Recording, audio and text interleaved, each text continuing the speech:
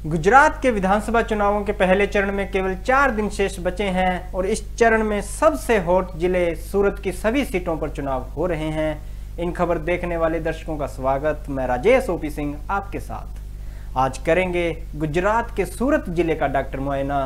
आपको बता दें कि पिछले दोनों विधानसभा चुनावों में सूरत जिले में भाजपा का एक छत्तर राज रहा है और सूरत जिले को भाजपा का गढ़ माना जाता है और भाजपा ने दोनों चुनावों में यहां की 16 विधानसभा सीटों में से 15 विधानसभा सीटों पर जीत दर्ज की है। दक्षिण गुजरात का सूरत जिला व्यापारी प्रधान जिला है। यहां पिछले चुनावों के दौरान जीएसटी को लेकर व्यापारियों का बड़ा आंदोलन चला था, जिसमें लाखों की संख्या में टेक्सटाइल व्यापारियों ने भाग लिया था और इसी का फायदा कांग्रेस को मिलता हुआ दिख रहा था और इसी उम्मीद में कांग्रेस नेता राहुल गांधी ने व्यापारियों से संवाद स्थापित किया और जीएसटी को गब्बर सिंह टैक्स के रूप में प्रचारित किया। परंतु बीजेपी अपना गढ़ बचाने के लिए तैयारियों में लगी हुई थी। बीजेपी ने चुनावों के दौरान ही जीएसटी में कई बड़े बदलाव करके व्यापारियों को संदेश दिया कि बीजेपी ही उनकी अपनी पार्टी है और बीजेपी ने एक नारा भी सूरत जिले में चलाया कि व्यापारी नाराज तो हो सकता है परंतु गद्दार कभी नहीं हो सकता।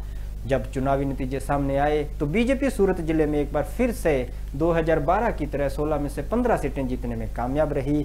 इनमें से 9 सीटों पर बीजेपी ने अपने पिछले चुनावों के मुकाबले बढ़त हासिल की। पार्टी को सबसे ज्यादा बढ़त 84 सीट पर मिली, जहां पर पार्टी ने 2012 में 67,000 की बढ़त बनाई थी, परंतु 2017 में ये बढ़त 1,10,000 हो गई। वहीं 6 सीटों पर भाजपा को नुकसान भी हुआ और सबसे ज्यादा कड़ा मुकाबला महुआ सीट पर देखने को मिला था। इसके अलावा कांग्रेस अपनी मांडवी सीट जीतने में कामयाब रही थी। इस बार यहां मुकाबले में आम आदमी पार्टी भी है। केजरीवाल निरंतर व्यापारियों से बातचीत और संवाद कर रहे हैं। अब देखना यह होगा कि जो काम कांग्रेस नहीं कर पाई क्या केजरीवाल कर पाएंगे। क्या व्यापारी वर्ग केजरीवाल की बात और विजन को समझ पाएगा या व्यापारी वर्ग फिर से एक बार अपनी पुरानी पार्टी बीजेपी के पक्ष में मतदान करेगा। ये तो आने वाला समय ही बताएगा। तब तक देखते रहें इन खबर।